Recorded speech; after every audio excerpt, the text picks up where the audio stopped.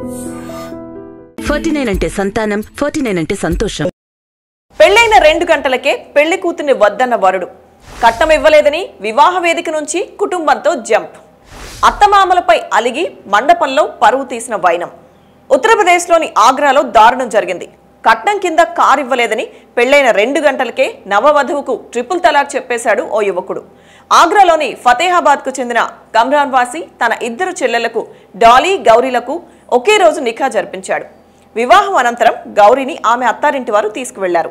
అయితే డాలీని నిఖా చేసుకున్న వరుడు మొహమ్మద్ ఆసిఫ్ మాత్రం కట్నంలో భాగంగా తనకు కారు ఇవ్వలేదని అలిగాడు. తనకు కట్నం కింద కారు ఇస్తామని మాట ఇచ్చారని, అది ఇప్పుడు కనిపించడం లేదని డాలీ తల్లిదండ్రులపై ఆగ్రహం వ్యక్తం చేశాడు. వెంటనే కారు కొనివ్వాలని లేదా 5 లక్షలైనా ఇవ్వాలని డిమాండ్ చేశాడు. అయితే ఇప్పటికిప్పుడు ఆ 2 ఇవ్వడం తమ వల్ల కాదని పెళ్లి కూతురు కుటుంబ సభ్యులు చెప్పారు. పెళ్లి కొడుకును ఒప్పించాలని వధువు కుటుంబీకులు ఎంతో ప్రయత్నించారు, కానీ ఫలితం లేదు. లక్షల్లో కట్నం అడిగిన వరుడు ఎవరి మాట వినలేదు. ఆ నవ వధువుకు ట్రిపుల్ తలాక్ చెప్పి తన కుటుంబంతో వివాహ వేదిక నుంచి వెళ్లిపోయాడు.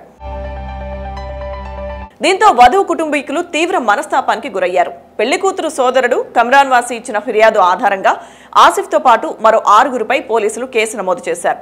ఎఫ్ఐఆర్లో పేర్కొన్న 7గురిని అరెస్టు చేయాలని డిమాండ్ చేశారు. కేసు నమోదు చేసుకున్న పోలీసులు దర్యాప్తు ప్రారంభించారు. అయితే ముస్లింల వివాహ చట్టం 2019 ప్రకారం ట్రిపుల్ తలాక్ చెప్పి మహిళలకు విడాకులు ఇవ్వడం చట్టరీత్యా నేరం.